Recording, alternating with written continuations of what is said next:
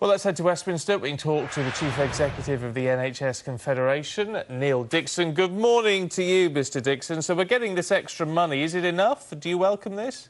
Well, I think this is an extra boost which our members will welcome, but I think it does fall short of the independently analysed figure that we produced with the Institute for Fiscal Studies and the Health Foundation just a couple of weeks ago, which suggested the NHS needs 4% a year for the next 15 years to try and tackle both the backlog of problems that we've had from a very, very tight funding settlements over the last 10 years and the increasing number of elderly people, many of whom have got lots of conditions that need to be treated going forward. So it is welcome and it is a lot more than we've seen over the last few years, and no doubt the service will try to do its best with what it is.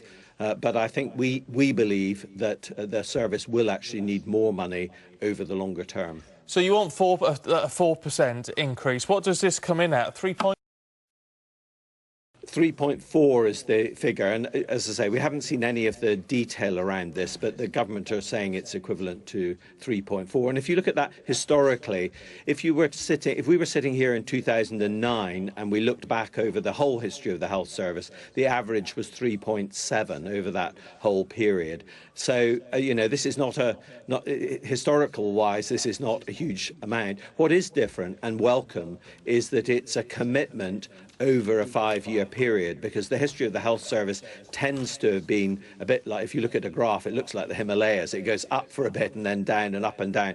And actually having some predictability about what money is coming into the service over that period, especially at a time of economic uncertainty, I think that is welcome. It highlights how difficult this is, though. I mean, we can all say, yes, we want more money for the NHS, and you know, in some respects it's difficult to argue against.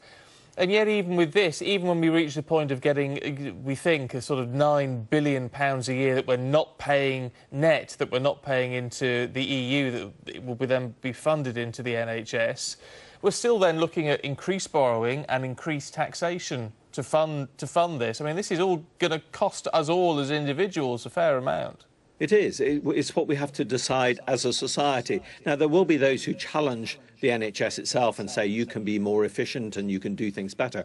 And I think certainly our members absolutely recognise that the models of care that we have at the moment are not ideal. And we need to change the way in which care is organised, particularly to try and support people in their own homes, to prevent them coming into hospital in the very large numbers that they're doing at the moment. But that itself, of course, requires significant investment going forward. So yeah, I think... but on that front, then, that's an interesting point. Do you think that because we see this as a argument, really, we see medical professionals and people in your position generally saying we need more money, and the government saying, well, we haven't got it to give you, or in this case saying, well, we will increase it by this 3.4% a year.